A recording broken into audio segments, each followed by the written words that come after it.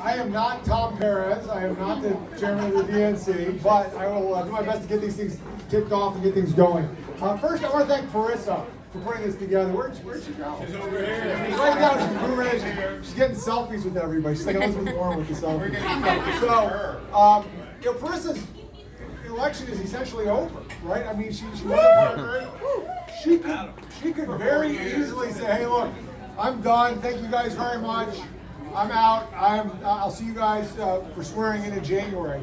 But she has really committed herself to helping Democrats up and down the ballot, from the local level up to the state level, helping Democrats everywhere win their elections and win seats. Because Chris understands that there's a lot, and I understand, a lot of us that supported Chris understand there's a lot that a Commonwealth's attorney can do on her own, running the office and taking a certain philosophy to the office. But there's a lot more that she can do for criminal justice reform if she has a majority, Democratic majority in the House and the Senate. And so she understands that she's willing to help us bring everybody together and help raise money towards that effort. So thank you, Parissa, for putting everything together and sharing your birthday with us. Because the majority matters so much. I can't emphasize this enough. I'll tell two quick stories and then I'll hand off the mic to the next speaker. But 2 years ago, we knew we were going to do well. We knew we would pick up seats. I don't think we knew quite how well we would do.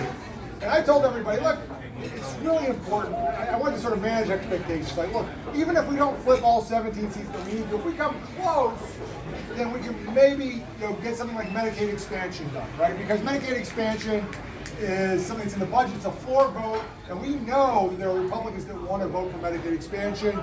They just won't do it until we have the votes to make it actually happen. Well, sure enough, we showed up in 2017 with 15 new Democrats, 49 votes, and what's the first thing we did? We expanded Medicaid in 2018. Yeah. Woo!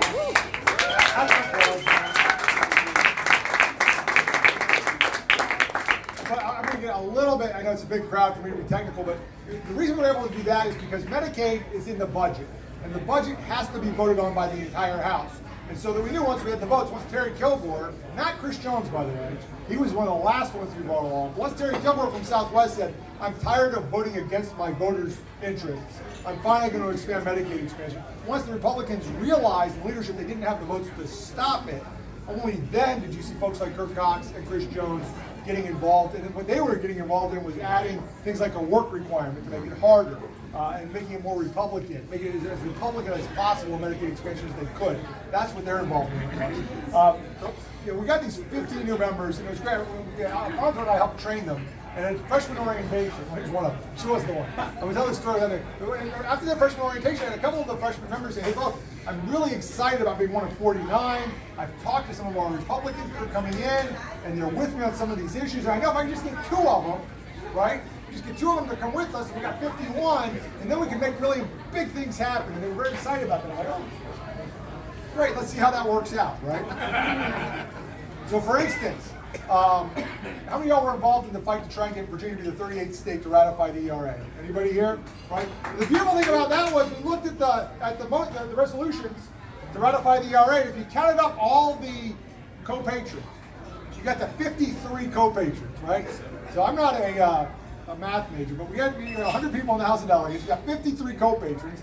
Seems to me like that freshman who thought, "Hey, if I just get 2 people, we can pass it." Some of y'all think that should pass, right? You got 53 co-patrons on a bill that should happen. Here's what happened. They said that the leadership sent it to a committee with instructions to the committee chair: "Do not let this out of your subcommittee."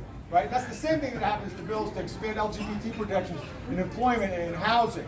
It's the same thing that happens over and over again. Even though we have the votes in the House and the Senate to do it, House leadership sends those bills to committees to die. So we cannot get things like passage of the ERA. We can't get anti-discrimination in our housing and our employment laws. We can't get common sense gun violence prevention. We can't get politicians out of the way and out of the relationship between a woman and their doctors without the majority in the House of Delegates and in the state Senate. And so thanks to Chris, thanks to everybody here, thanks to y'all's generous donations, we will make sure that that happens in 2020. So with that, okay, I'll take some of that. Let's do the